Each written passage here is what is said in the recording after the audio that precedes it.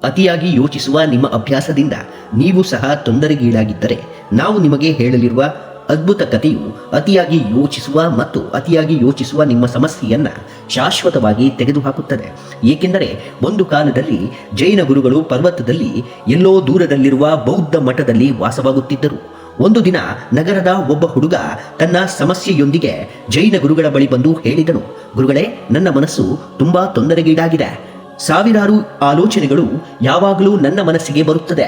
ನಾನು ವಿಷಯಗಳ ಬಗ್ಗೆ ಯೋಚಿಸುತ್ತಲೇ ಇರುತ್ತೇನೆ ಮತ್ತು ಏನನ್ನೂ ಮಾಡಲು ಸಾಧ್ಯವಾಗುತ್ತಿಲ್ಲ. ಅತಿಯಾಗಿ ಯೋಚಿಸುವ ಈ ಅಭ್ಯಾಸದಿಂದ ನಾನು ತುಂಬಾ ತೊಂದರೆಗೀಡಾಗಿದ್ದೇನೆ. ದಯವಿಟ್ಟು ಇದಕ್ಕೆ ಶಾಶ್ವತ ಪರಿಹಾರವನ್ನ ಹೇಳಿ. ಜೈನ ಗುರುಗಳು ಹೇಳಿದ್ರು, ಮಗನೇ, ಪ್ರತಿದಿನ ಧ್ಯಾನ ಮಾಡಲು ಪ್ರಾರಂಭಿಸು ಮತ್ತು ನಿಧಾನವಾಗಿ ನಿಮ್ಮ ಮನಸ್ಸನ್ನ ಶಾಂತವಾಗಲು ಪ್ರಾರಂಭಿಸುತ್ತದೆ ಮತ್ತು ಅತಿಯಾದ ಆಲೋಚನೆಯ ಈ ಸಮಸ್ಯೆ ಕೊನೆಗೊಳ್ಳುತ್ತದೆ. ಆದರೆ ಹುಡುಗ ಹೇಳಿದ, ಗುರುಗಳೇ, ಧ್ಯಾನ ನನ್ನ ನಿಯಂತ್ರಣದಲ್ಲಿಲ್ಲ. ನಾನು ನಗರದ ಅನೇಕ ಜನರೊಂದಿಗೆ ಮಾತನಾಡುತ್ತಿದ್ದೇನೆ, ವೈದ್ಯರನ್ನ ಸಂಪರ್ಕಿಸಿದೆ, ಎಲ್ಲರೂ ಧ್ಯಾನ ಮಾಡಿ ಎಲ್ಲವೂ ಸರಿ ಹೋಗುತ್ತದೆ ಎಂದು ಹೇಳಿದರು. ನಾನು ಸಾಕಷ್ಟು ಪ್ರಯತ್ನಿಸಿದೆ, ಆದರೆ ಅದು ನನ್ನ ಆಲೋಚನಾ ಸಮಸ್ಯೆಗೆ ಪರಿಹಾರವಲ್ಲ. ದಯವಿಟ್ಟು ನನಗೆ ಬೇರೆ ಯಾವುದಾದರೂ ಪರಿಹಾರವನ್ನು ನೀಡಿ. ನನಗೆ ಸ್ವಲ್ಪ ಮಂತ್ರವನ್ನು ನೀಡಿ. ಇದರಿಂದ ನನ್ನ ಮನಸ್ಸು ಶಾಂತವಾಗುತ್ತದೆ ಮತ್ತು ನಾನು ಇನ್ನು ಮುಂದೆ ಯೋಚಿಸುವುದಿಲ್ಲ. ಜೈನ ಗುರುಗಳು ಅವನ ಮಾತನ್ನ ಕೇಳುತ್ತಲೇ ಇದ್ದರು. ಸರಿ ಮಗನೇ, ಚಿಂತಿಸಬೇಡ. ನೀನು ಇನ್ನು ಮುಂದೆ ಯೋಚಿಸದಂತಹ ಮಂತ್ರವನ್ನ ನಾನು ನಿನಗೆ ನೀಡುತ್ತೇನೆ. ಜೈನ ಗುರುಗಳು ಆ ವ್ಯಕ್ತಿಯ ಕಿವಿಯಲ್ಲಿ ಒಂದು ಮಂತ್ರವನ್ನ ಹೇಳಿದರು ಮತ್ತು ಹೇಳಿದರು, ಮಗನೇ, ಪ್ರತಿದಿನ ಈ ಮಂತ್ರವನ್ನ ಪಠಿಸುತ್ತಲೇ ಇರು. ಇದು ನಿನಗೆ ತುಂಬಾ ಶಾಂತವಾಗಿರುವಂತೆ ಮಾಡುತ್ತದೆ. ಇದನ್ನು ಕೇಳಿದ ಹುಡುಗ ತುಂಬಾ ಸಂತೋಷವಾಯಿತು. ಗುರುಗಳಿಗೆ ಧನ್ಯವಾದ ಹೇಳಿದ. ನಂತರ ಅವನು ಅಲ್ಲಿಂದ ಹೊರಡಲು ಪ್ರಾರಂಭಿಸಿದ. ಆಗ ಜೈನ ಗುರುಗಳು ಅವನನ್ನ ಕರೆದು ಹೇಳಿದ್ರು, ಕೇಳು ಮಗನೇ, ಒಂದು ವಿಷಯವನ್ನ ನೆನಪಿಡಿ. ಈ ಮಂತ್ರವನ್ನ ಪಠಿಸುವಾಗ ಕೋತಿಯ ಬಗ್ಗೆ ಯೋಚಿಸಬೇಡ, ಇಲ್ಲದಿದ್ದರೆ ಈ ಮಂತ್ರವು ಕೆಲಸ ಮಾಡುವುದಿಲ್ಲ. ಆ ಹುಡುಗ ಗೊಂದಲಕ್ಕೀಡಾಗುತ್ತಾನೆ. ಮಾಸ್ಟರ್, ಕೋತಿಯೊಂದಿಗೆ ನನಗೂ ಏನೋ ಸಂಬಂಧ? ನಾನು ಕೋತಿಯ ಬಗ್ಗೆ ಏಕೆ ಯೋಚಿಸಬಾರದು? ಜೈನ ಗುರುಗಳು, ಹೌದು, ತುಂಬಾ ಒಳ್ಳೆಯದು. ನಿಮಗೆ ಕೋತಿಯೊಂದಿಗೆ ಯಾವುದೇ ಸಂಬಂಧವಿಲ್ಲ. ನೀವು ಕೋತಿಯ ಬಗ್ಗೆ ಯೋಚಿಸಬೇಡಿ ಎಂದು ಹೇಳಿದ್ರು. ಇದನ್ನ ಕೇಳಿದ ಹುಡುಗ ತನ್ನ ನಗರಕ್ಕೆ ಹಿಂತಿರುಗಿ ಜೈನ ಗುರುಗಳು ನೀಡಿದ ಮಂತ್ರವನ್ನ ಹೇಳಲು ಕುಳಿತುಕೊಳ್ಳುತ್ತಾನೆ. ಓದುವಾಗ ಅವನು ಜೈನ ಗುರುವಿನ ಆ ವಿಷಯವನ್ನ ನೆನಪಿನಲ್ಲಿಟ್ಟುಕೊಳ್ಳುತ್ತಾನೆ. ಕೋತಿಯ ಬಗ್ಗೆ ಯೋಚಿಸಬಾರದು, ಇಲ್ಲದಿದ್ದರೆ ಈ ಮಂತ್ರವು ಕೆಲಸ ಮಾಡುವುದಿಲ್ಲ. ಅದರ ನಂತರ ಕೋತಿಯ ಚಿತ್ರಗಳು ಅವನ ಮನಸ್ಸಿನಲ್ಲಿ ಬರಲು ಪ್ರಾರಂಭಿಸಿತು. ಆದರೆ ಅವನು ಕೋತಿಯ ಬಗ್ಗೆ ಯೋಚಿಸುವುದನ್ನು ನಿರ್ಲಕ್ಷಿಸಿದಷ್ಟು ಹೆಚ್ಚು ಕೋತಿಗಳು ಕಾಣಿಸಿಕೊಳ್ಳಲು ಪ್ರಾರಂಭಿಸುತ್ತೆ. ಅವನು ಮಂತ್ರವನ್ನ ಜೋರಾಗಿ ಕೂಗಲು ಪ್ರಾರಂಭಿಸುತ್ತಾನೆ ಮತ್ತು ಸ್ವಲ್ಪ ಸಮಯದ ನಂತರ ಕೋತಿಗಳು ಅವನ ಮನಸ್ಸಿನಲ್ಲಿ ತಿರುಗಾಡುತ್ತವೆ. ಅವನು ಸ್ವಲ್ಪ ವಿರಾಮ ತೆಗೆದುಕೊಳ್ಳುತ್ತಾನೆ ಮತ್ತು ಮರುದಿನ ಅಭ್ಯಾಸಕ್ಕೆ ಹೋಗುವಾಗ ಅವನ ಕಣ್ಣುಗಳನ್ನು ಮುಚ್ಚಿ ತಕ್ಷಣ ಅವನು ಮತ್ತೆ ಕೋತಿಗಳನ್ನ ನೋಡಲು ಪ್ರಾರಂಭಿಸುತ್ತಾನೆ. ಅವನು ಹಗಲಿನಲ್ಲಿ ಮತ್ತು ರಾತ್ರಿ ಮಲಗುವಾಗ ಎಲ್ಲೆಡೆ ಕೋತಿಗಳನ್ನು ನೋಡಲು ಪ್ರಾರಂಭಿಸುತ್ತಾನೆ.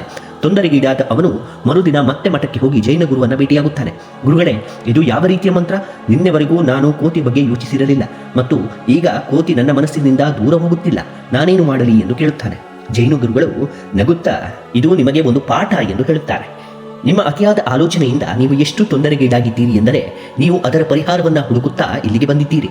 ಆದರೆ ಪರಿಹಾರವು ನಿಮ್ಮ ಮನಸ್ಸಿನಲ್ಲಿದೆ. ನಿಮ್ಮ ಅತಿಯಾದ ಆಲೋಚನೆಯಿಂದ ನೀವು ತೊಂದರೆಗೀಡಾಗಿದ್ದೀರಿ, ಏಕೆಂದರೆ ನೀವು ಯಾವಾಗಲೂ ನಿಮ್ಮ ಮನಸ್ಸಿನಲ್ಲಿ ಆಲೋಚನೆಗಳು ಬರದಂತೆ ತಡೆಯಲು ಪ್ರಯತ್ನಿಸುತ್ತಿದ್ದೀರಿ. ನೀವು ಕೋತಿಯ ಆಲೋಚನೆಗಳನ್ನು ನಿಲ್ಲಿಸಲು ಪ್ರಯತ್ನಿಸುತ್ತಿದ್ದೀರಿ. ಅದನ್ನು ಮಾಡಲು ಅಸಾಧ್ಯ. ನಮ್ಮ ಆಲೋಚನೆಗಳು ಬುಗ್ಗಿಯಂತಿವೆ. ನೀವು ಅವುಗಳನ್ನು ನಿಗ್ರಹಿಸಲು ಪ್ರಯತ್ನಿಸಿದಷ್ಟು ಅವು ಎತ್ತರಕ್ಕೆ ಜಿಗಿಯುತ್ತದೆ. ನೀವು ಅತಿಯಾದ ಆಲೋಚಿಸುವುದನ್ನು ಕಂಡುಕೊಂಡಾಗಲೆಲ್ಲ ಮಾಡಬೇಕಾದ ಮೊದಲ ಕೆಲಸವೇನೆಂದರೆ ಆ ಆಲೋಚನೆಗಳನ್ನು ನಿರ್ಲಕ್ಷಿಸಲು ಪ್ರಯತ್ನಿಸದಿರುವುದು. ನೀವು ಹೆಚ್ಚು ಯೋಚಿಸುವುದನ್ನು ತಪ್ಪಿಸಿದರೆ ಅಥವಾ ನಿರ್ಲಕ್ಷಿಸಿದರೆ ಅದು ನಿಮ್ಮ ಮೇಲೆ ಹೆಚ್ಚು ಪ್ರಾಬಲ್ಯವನ್ನು ಸಾಧಿಸುತ್ತದೆ. ಇದನ್ನು ಕೇಳಿದ ನಂತರ ಹುಡುಗನಿಗೆ ಸ್ವಲ್ಪ ಸ್ಪಷ್ಟತೆ ಸಿಗುತ್ತದೆ. ಅವನು ಜೈನ ಗುರುಗಳಿಗೆ ಹೇಳುತ್ತಾನೆ, ಸರಿ ಗುರುಗಳೇ, ಇನ್ನು ಮುಂದೆ ನಾನು ಯೋಚನೆ ಮಾಡಿದಾಗಲೆಲ್ಲ ಅದನ್ನು ನನ್ನ ಆಲೋಚನೆಗಳಿಂದ ತಡೆಯಲು ನಾನು ಪ್ರಯತ್ನಿಸುವುದಿಲ್ಲ. ನಾನು ಹೋರಾಡುವುದಿಲ್ಲ. ಆದರೆ ಇದು ನನ್ನ ಬಹಿರಂಗ ಆಲೋಚನೆಯನ್ನ ಕೊನೆಗಣಿಸುವುದಿಲ್ಲವೇ? ನಾನು ಈಗ ನಿಜವಾಗಿಯೂ ಏನು ಮಾಡಬೇಕು? ಜೈನ ಮಾಸ್ಟರ್ ಹೇಳುತ್ತಾರೆ, ಸಮಸ್ಯೆ ಏನು ಎಂದು ನೀವು ನನಗೆ ನಿಖರವಾಗಿ ಹೇಳುತ್ತೀರಾ? ನೀವು ಬಹಿರಂಗವಾಗಿ ಯಾವುದರ ಬಗ್ಗೆ ಯೋಚಿಸುತ್ತಿದ್ದೀರಿ? ಹುಡುಗ ಹೇಳುತ್ತಾನೆ, ಗುರುಗಳೇ, ಅನೇಕ ವಿಷಯಗಳಿವೆ, ಆದರೆ ಮುಂದಿನ 3 ತಿಂಗಳಲ್ಲಿ ನನ್ನ ಬಹಳ ಮುಖ್ಯವಾದ ಪರೀಕ್ಷೆ ಇದೆ. ಈಗ ನಾನು ಆ ಪರೀಕ್ಷೆ ಏನಾಗುತ್ತದೆ ಎಂದು ಯೋಚಿಸುತ್ತಲೇ ಇರುತ್ತೇನೆ. ಅದು ಹೇಗೆ ಸಂಭವಿಸುತ್ತದೆ? ನಾನು ಪರೀಕ್ಷೆಯಲ್ಲಿ ತೇರ್ಗಡೆಯಾಗದಿದ್ದರೆ ಏನಾಗುತ್ತದೆ? ನಾನು ಅದನ್ನು ತೆರವುಗೊಳಿಸಿದರೆ ಅದರ ನಂತರ ಎಲ್ಲವೂ ಸರಿ ಹೋಗುತ್ತದೆಯೇ? ಅಂತಹ ಅನೇಕ ಆಲೋಚನೆಗಳು ಯಾವಾಗಲೂ ನನ್ನ ಮನಸ್ಸಿನಲ್ಲಿ ಉಳಿಯುತ್ತದೆ. ಇದನ್ನು ಕೇಳಿದ ಜೈನ ಗುರುಗಳು ಹೇಳುತ್ತಾರೆ, ನೋಡಿ, ಅವರು ಹುಡುಗನನ್ನ ಹತ್ತಿರದಿಂದ ಚೆರ್ರಿ ಹೂವಿನ ಮರದ ಕಡೆಗೆ ತೋರಿಸುತ್ತಾರೆ ಮತ್ತು ಬೀಳುವ ಎಲೆಯನ್ನು ತೋರಿಸುತ್ತಾರೆ. ಆ ಎಲೆ ಗಾಳಿಯಲ್ಲಿ ಚಲಿಸುತ್ತಿರುವುದನ್ನ ಮನುಷ್ಯನ ಕಣ್ಣುಗಳು ನೋಡುತ್ತಿವೆ. ಯಾವುದೇ ಒತ್ತಡವಿಲ್ಲ. ಎಲೆಯು ಗಾಳಿ ಇಲ್ಲಿಗೆ ಹೋಗುತ್ತದೆಯೋ ಅಲ್ಲಿಗೆ ಹೋಗಿ ಹುಡುಗನ ಪಾದದ ಬಳಿ ಬಿಡುತ್ತದೆ. ಜೈನ ಗುರುಗಳು ಹೇಳುತ್ತಾರೆ, ಈಗ ಹೇಳಿ, ಆಲೋಚನೆಗಳು ಎಲ್ಲಿದೆ? ಇದನ್ನು ಕೇಳಿದ ಹುಡುಗ ಆ ಎಲೆಯನ್ನು ನೋಡುತ್ತಿರುವಾಗ ಅವನ ಮನಸ್ಸಿನಿಂದ ಎಲ್ಲ ಆಲೋಚನೆಗಳು ಕಣ್ಮರೆಯಾಗಿವೆ. ಯಾವುದೇ ಒತ್ತಡವಿಲ್ಲ, ವಾಸ್ತವವಾಗಿ ಯಾವುದೇ ಒತ್ತಡವಿಲ್ಲ. ಅವನ ಮನಸ್ಸಿನಲ್ಲಿ ಯಾವುದೋ ಆಲೋಚನೆ ಇರಲಿಲ್ಲ. ಇದು ಖಾಲಿಯಾಗಿತ್ತು. ಅವನು ಯಾವಾಗಲೂ ಬಯಸಿದಂತೆ, ಗುರುಗಳೇ ಇದು ಹೀಗೆ ಸಂಭವಿಸಿತು, ಕೆಲವು ಸೆಕೆಂಡುಗಳ ಕಾಲ ನನಗೆ ಅನ್ನಿಸಿದ್ದನ್ನು ನಾನು ಹೀಗೆಯೇ ಇರಲು ಬಯಸುತ್ತೇನೆ. ನನ್ನ ಮನಸ್ಸು ಸಂಪೂರ್ಣವಾಗಿ ಶಾಂತವಾಗಿತ್ತು. ಜೈನ ಗುರುಗಳು ಹೇಳುತ್ತಾರೆ, ಅತಿಯಾಗಿ ಯೋಚಿಸುವುದರಿಂದ ನೀವು ಏನು ಮಾಡುತ್ತಿದ್ದೀರಿ? ನೀವು ನಿಮ್ಮ ಎಲ್ಲ ಸಮಯವನ್ನು ನಿಮ್ಮ ಮನಸ್ಸಿನೊಳಗೆ ಕಳೆಯುತ್ತಿದ್ದೀರಿ. ನಿಮ್ಮ ಆಲೋಚನೆಗಳು ಮತ್ತು ಆಲೋಚನೆಗಳೊಂದಿಗೆ ಹೋರಾಡುತ್ತಿದ್ದೀರಿ. ಅವುಗಳಲ್ಲಿ ತೊಡಗಿದರೆ ನಿಮ್ಮ ಮನಸ್ಸಿನಲ್ಲಿರುವ ಎಲ್ಲ ಒಳ್ಳೆಯ ಕೆಟ್ಟ ವಿಷಯಗಳು ಮತ್ತೆ ಮತ್ತೆ ಪುನರಾವರ್ತಿತವಾಗುತ್ತದೆ. ನಿಮ್ಮ ಹೊರಗೆ ಒಂದು ಜಗತ್ತು ಇದೆ ಎಂಬುದನ್ನು ನೀವು ಮರೆತು ಬಿಡುತ್ತೀರಿ. ಭೂತ ಮತ್ತು ಭವಿಷ್ಯಕ್ಕಿಂತ ಭಿನ್ನವಾದ ಜೀವನವಿದೆ. ಅದು ನಿಮ್ಮ ಪ್ರಸ್ತುತ ಕ್ಷಣದ ಜೀವನ. ನಿಮ್ಮಲ್ಲಿ ಯಾವುದೇ ಒತ್ತಡ, ಆತಂಕ ಮತ್ತು ಆಲೋಚನೆಯು ಭೂತ ಅಥವಾ ಭವಿಷ್ಯದ ಅಸ್ತಿತ್ವದಲ್ಲಿಯೇ ಮತ್ತು ಶಾಂತಿ ನಿಮ್ಮ ಪ್ರಸ್ತುತ ಕ್ಷಣದಲ್ಲಿ ಮಾತ್ರ ಇರುತ್ತದೆ. ನೀವು ಈಗಷ್ಟೇ ಅನುಭವಿಸುವುದನ್ನ ಬುದ್ಧಿವಂತಿಕೆ ಎಂದು ಕರೆಯುತ್ತಾರೆ. ಇಲ್ಲಿ ನೀವು ನಿಮ್ಮ ಎಲ್ಲ ಗಮನವನ್ನ ವರ್ತಮಾನಕ್ಕೆ ತರುತ್ತೀರಿ ಮತ್ತು ಶಾಂತಿಯನ್ನ ಅನುಭವಿಸಲು ಸಾಧ್ಯವಾಗುತ್ತದೆ. ಇದನ್ನು ಕೇಳಿದ ಹುಡುಗ ಜೈನ ಗುರುಗಳಿಗೆ ಹೇಳುತ್ತಾನೆ, ಗುರುಗಳೇ, ನಾನು ಹೆಚ್ಚು ಜಾಗರೂಕನಾಗಲು ಬಯಸುತ್ತೇನೆ. ಆದರೆ ಈ ಬಿಡುವಿಲ್ಲದ ದೈನಂದಿನ ಜೀವನದಲ್ಲಿ ನಾನು ಹೇಗೆ ಜಾಗರೂಕನಾಗಲು ಸಾಧ್ಯ? ಇದಕ್ಕೆ ಜೈನ ಗುರುಗಳು ಉತ್ತರಿಸುತ್ತಾರೆ, ನೀವು ಆಹಾರವನ್ನು ಸೇವಿಸಿದಾಗ ಆಹಾರವನ್ನು ತಿನ್ನಿರಿ, ನೀವು ನಡೆಯುವಾಗ ಸುಮ್ಮನೆ ನಡೆಯಿರಿ.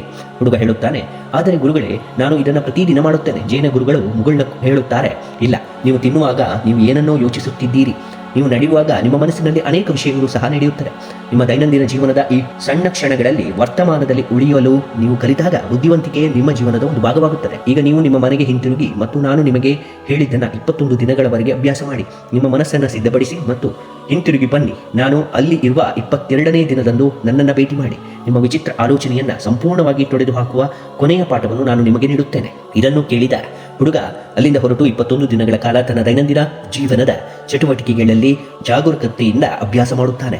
ಅವನ ವಿಚಿತ್ರ ಆಲೋಚನೆ ಕಡಿಮೆಯಾಗುತ್ತದೆ, ಆದರೆ ಅವನು ಇನ್ನೂ ತೊಂದರೆಗೀಡಾಗುತ್ತಾನೆ. ಅವನ ಮನಸ್ಸಿನಲ್ಲಿ ಮತ್ತೆ ಮತ್ತೆ ಬರುವ ಕೆಲವು ಆಲೋಚನೆಗಳಿವೆ. ಅವನು ಎಷ್ಟೇ ಪ್ರಯತ್ನಿಸಿದರೂ ಅದನ್ನು ತಪ್ಪಿಸಲು ಅಥವಾ ನಿರ್ಲಕ್ಷಿಸಲು ಸಾಧ್ಯವಿಲ್ಲ. ಅದರ ನಂತರ ಅವನು ಜೈನ ಗುರುಗಳನ್ನು ಭೇಟಿಯಾಗಲು ಹಿಂದಿರುಗುತ್ತಾನೆ ಮತ್ತು ತನ್ನ ಸಂಪೂರ್ಣ ಪರಿಸ್ಥಿತಿಯನ್ನು ಗುರುಗಳಿಗೆ ಹೇಳುತ್ತಾನೆ. ನನ್ನೊಂದಿಗೆ ಈ ಬಕೆಟ್ ತೆಗೆದುಕೊಳ್ಳಿ ಎಂದು ಜೈನ ಗುರುಗಳು ಹೇಳುತ್ತಾರೆ. ಜೈನ ಮಾಸ್ಟರ್ ಅವನನ್ನ ನದಿಗೆ ಕರೆದೊಯ್ದು ಈ ಬಕೆಟ್ನಲ್ಲಿ ನದಿಯಿಂದ ನೀರನ್ನು ತುಂಬಿಸಲು ಹುಡುಗನಿಗೆ ಹೇಳುತ್ತಾರೆ. ಹುಡುಗ ನೀರನ್ನು ತುಂಬಿಸಿ, ಈಗ ಏನು ಗುರುಗಳೇ ಎಂದು ಹೇಳುತ್ತಾನೆ. ಈಗ ನೀವು ಈ ಬಕೆಟ್ನಲ್ಲಿರುವ ನೀರನ್ನು ನೋಡಬೇಕೆಂದು ನಾನು ಬಯಸುತ್ತೇನೆ. ಈ ನದಿಯನ್ನು ಅರ್ಥ ಮಾಡಿಕೊಳ್ಳಲು ಪ್ರಯತ್ನಿಸಿ ಮತ್ತು ನಿಮಗೆ ಅರ್ಥವಾದಾಗ ನೀವು ಕಂಡುಕೊಳ್ಳುವುದನ್ನು ನನಗೆ ಹೇಳಿ ಎಂದು ಜೈನ ಗುರುಗಳು ಹೇಳುತ್ತಾರೆ. ಹುಡುಗ ನೀರನ್ನು ಬಹಳ ಸಮಯದವರೆಗೆ ನೋಡುತ್ತಾನೆ ಮತ್ತು ಈ ನೀರನ್ನು ನದಿಯೊಂದಿಗೆ ಎಲ್ಲ ರೀತಿಯ ಸಂಪರ್ಕಿಸಲು ಪ್ರಯತ್ನಿಸುತ್ತಾನೆ. ಗುರುಗಳು ಅವನಿಗೆ ಏನು ವಿವರಿಸಲು ಪ್ರಯತ್ನಿಸುತ್ತಿದ್ದಾರೆಂದು ಅವನು ಯೋಚಿಸಲು ಪ್ರಯತ್ನಿಸುತ್ತಿದ್ದಾನೆ.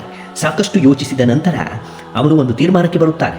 ಈ ನದಿಯು ಹರಿಯುವ ನೀರಿನ ಅಲೆಯಾಗಿದ್ದು ಅದು ಎಲ್ಲೋ ಸೇರುತ್ತದೆ, ಆದರೆ ಬಕೆಟ್ನಲ್ಲಿರುವ ನೀರು ಈ ಅಲೆಯ ಭಾಗವಲ್ಲದ ಕಾರಣ ಅದು ನದಿಯಿಂದ ಬೇರ್ಪಟ್ಟಿದೆ. ಜೈನ ಗುರುಗಳು ಜೋರಾಗಿ ನಕ್ಕು ಹೇಳುತ್ತಾರೆ, ಹೋ, ನೀವು ಎಂತಹ ಮೆದುಳನ್ನು ಬಳಸಿದ್ದೀರಿ, ಆದರೆ ಇದರಲ್ಲಿ ಯಾವುದೇ ಅರ್ಥವಿಲ್ಲ.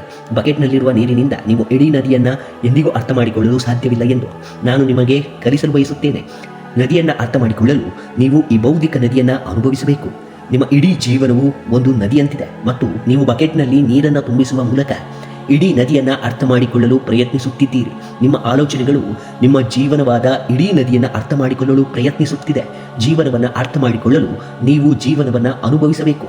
ನಿಮ್ಮ ಈ ಆಲೋಚನೆಗಳು ನಿಮ್ಮ ಜೀವನವಲ್ಲ, ನೀವು ನಿಮ್ಮ ಕ್ರಿಯೆಗಳಿಂದ ಬದುಕುತ್ತಿದ್ದೀರಿ. ನೀವು ಜೀವನವನ್ನ ನೀವು ಪ್ರತಿದಿನ ಎಚ್ಚರವಾದ ನಂತರ ಏನು ಮಾಡುತ್ತೀರಿ ಎಂಬುದರ ಮೇಲೆ ಅವಲಂಬಿತವಾಗಿರುತ್ತದೆ ಮತ್ತು ಎಚ್ಚರವಾದ ನಂತರ ಪ್ರತಿದಿನ ನೀವು ಏನು ಯೋಚಿಸುತ್ತಿದ್ದೀರಿ ಎಂಬುದರ ಮೇಲೆ ಅಲ್ಲ. ಆದ್ದರಿಂದ ನೀವು ಆಲೋಚನೆಗಳು ಮತ್ತು ಆಲೋಚನೆಗಳಿಗೆ ಹೆಚ್ಚು ಪ್ರಾಮುಖ್ಯತೆ ನೀಡುವುದನ್ನು ನಿಲ್ಲಿಸಿ. ನಾನು ಇಲ್ಲಿವರೆಗೂ ನಿಮಗೆ ಹೇಳಿದ ವಿಷಯಗಳ ಸಾರಾಂಶ ಮಾಡೋಣ. ನೀವು ಅತಿಯಾಗಿ ಯೋಚಿಸಿದಾಗಲೆಲ್ಲ ಮೊದಲು ಈ 3 ಕೆಲಸ ಮಾಡಿ. ನಿಮ್ಮ ಆಲೋಚನೆಗಳು ಮತ್ತು ಆಲೋಚನೆಗಳೊಂದಿಗೆ ಜಗಳವಾಡಬೇಡಿ. ಅವುಗಳನ್ನು ಸ್ವೀಕರಿಸಿ ಅವುಗಳನ್ನು ತಪ್ಪಿಸಲು ಪ್ರಯತ್ನಿಸಬೇಡಿ. ಬರಲಿರುವ ಆಲೋಚನೆಗಳು ಬರಲಿ. ಎರಡನೆಯದಾಗಿ, ತಕ್ಷಣ ನಿಮ್ಮ ಮನಸ್ಸಿನಿಂದ ಹೊರಬರಿರಿ. ಪ್ರಸ್ತುತ ಕ್ಷಣದ ಮೇಲೆ ಗಮನ ಕೇಂದ್ರೀಕರಿಸಿ. ನಿಮ್ಮ ಸುತ್ತಲೂ ನೋಡಿ, ಏನಾಗುತ್ತಿದೆ, ನೀವು ಏನು ಮಾಡ್ತಿದ್ದೀರಿ, ಜಾಗರೂಕರಾಗಿ. ಕೊನೆಯದಾಗಿ, ಈಗ ಒಂದೇ ಸ್ಥಳದಲ್ಲಿ ಸದ್ದಿಲ್ಲದೆ ಕುಳಿತುಕೊಳ್ಳಿ. ಒಂದು ಪೆನ್ ಮತ್ತು ಕಾಗದ ತೆಗೆದುಕೊಂಡು ಯಾರಿಗಾದರೂ ಹೇಳಿ, ಸರಿ, ಈ ವಿಷಯ ಏನೇ ಇರಲಿ, ನಾನು ಅತಿಯಾಗಿ ಯೋಚಿಸುತ್ತಿರುವುದು, ಯಾವುದೇ ಸಮಸ್ಯೆ ಇದ್ದರೂ ನಾನು ಅದನ್ನು ಸರಿಯಾಗಿ ಪರಿಹರಿಸುತ್ತಿದ್ದೇನೆ. ಆ ಕಾಗದ ಮೇಲೆ ಪ್ರತಿಯೊಂದು ವಿಷಯವನ್ನು ಅತ್ಯಂತ ಸ್ಪಷ್ಟತೆಯಿಂದ ಬರೆಯಿರಿ.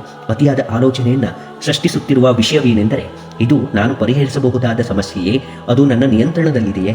ಹೌದು ಎಂದಾದಲ್ಲಿ ಅದರ ಅತ್ಯುತ್ತಮ ಪರಿಹಾರ ಯಾವುದು? ಇದೆಲ್ಲವನ್ನ ಒಂದು ಕಾಗದದ ಮೇಲೆ ಬರೆಯಿರಿ.